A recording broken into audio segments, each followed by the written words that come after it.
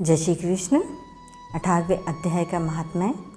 श्री पार्वती जी ने कहा, भगवान आपने 17वें अध्याय का महात्म्य बतलाया, अब 18वें अध्याय के महात्म्य का वर्णन कीजिए। श्री महादेव जी ने कहा, गिरि नंदिनी जिनमें आनंद की धारा बहाने वाले 18वें अध्याय के पावन महात्म्य को, जो वेद से भी उत्तम है, श्रवण करो। यह संपूर्ण शास्त्रों का सर्वस्व, कानों में पड़ा हुआ रसायन के समान तथा संसार के यातना जाल को छिन्न भिन्न करने वाला है।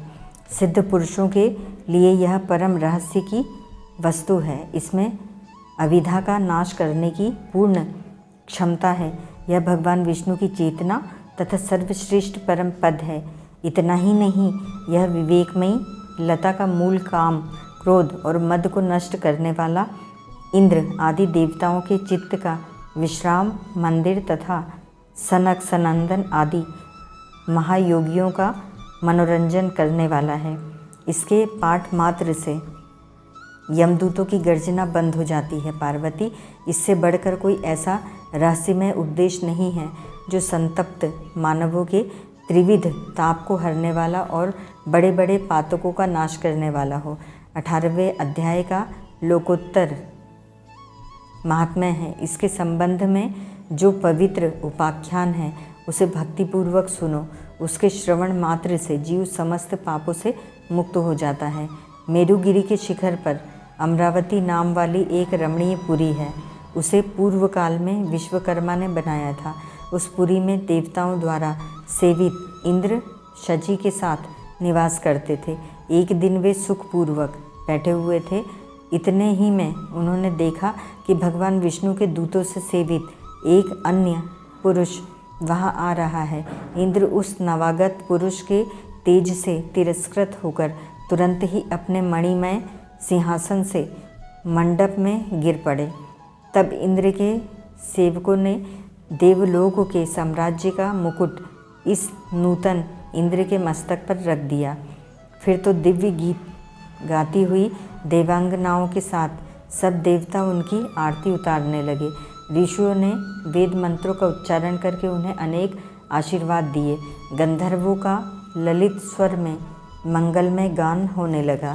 इस प्रकार इस नवीन इंद्र को 100 यज्ञों का अनुष्ठान किए बिना ही नाना प्रकार के उत्सवों से सेवित देखकर पुराने इंद्र को बड़ा विस्मय हुआ। वे सोचने लगे, इसने तो मार्ग में न कभी पौसले बनवाए हैं, न पोखरे खुदवाए हैं और न पथिकों को विश्राम करने वाले बड़े बड़े वृक्ष ही लगाए हैं। अकाल पड़ने पर अन्नदान के द्वारा इसने प्राणियों का सत्कार भी नहीं किया है। इसके द्वारा तीर्थों में सत्र और गांवों में यज्ञ का अनुष्ठान भी नहीं हुआ है। फिर इसने यहाँ भाग्य की दी हुई ये सारी वस्तुएं कैसे प्राप्त की हैं? इस चिंता से व्याकुल होकर इंद्र भगवान विष्णु से पूछने के लिए प्रेम पूर्वक क्षीर सागर के तट पर आ गए और वहाँ अकस्मात अपने साम्राज्य से भ्रष्ट होने का दुख निवेदन करते हुए बोले, लक्ष्मीकांत, मैंने पूर्व काल में आपकी प्रसन्नता के लिए 100 यज्ञों का अनुष्ठान किया था। उसी के पुण्य से मुझे इंद्रपद की प्राप्ति हुई थी। किंतु इस समय स्वर्ग में कोई दूसरा ही इंद्र अधिकार जमाए बैठा है। उसने तो न कभी धर्म का अनुष्ठान किया है और न यज्ञों का। फिर उसने मेरे दिव्य सिंहासन पर कैसे अधिकार जमाया है? श्री भगवान बोले, इंद्र, वह गीता के 18वें अध्याय में से 5 श्लोकों का प्रतिदिन पाठ करता है।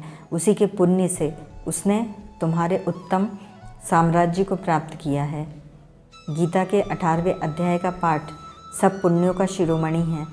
उसी का आश्रय लेकर तुम भी अपने परम पद स्थिर हो सकते हो।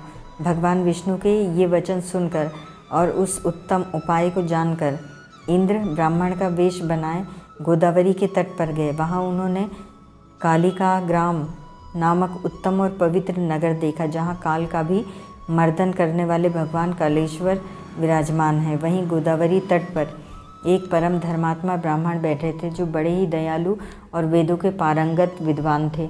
वे अपने मन को वश में करके प्रतिदिन गीता के 18वें अध्याय का स्वाध्याय किया करते थे। उन्हें देखकर इंद्र ने बड़ी प्रसन्नता के साथ उनके दोनों चरणों में मस्तक झुकाया और उन्हीं से 18वें अध्याय को पढ़ा। फिर उसी के पुण्य से उन्होंने श्री विष्णु का सायुज्य प्राप्त कर लिया। इंद्र आदि देवताओं का पद बहुत ही छोटा है, यह जानकर वे परम हर्ष के साथ उत्तम वैकुंठ धाम को गए। अतः यह अध्याय मुनियों के लिए श्रेष्ठ परम तत्व है। पार्वती 18वें अध्याय की इस दिव्य महात्म्य का वर्णन समाप्त हुआ। इसके श्रवण मात्र से मनुष्य सब पापों से छुटकारा पा जाता है। इस प्रकार संपूर्ण गीता का पापनाशक महात्म्य बतलाया गया।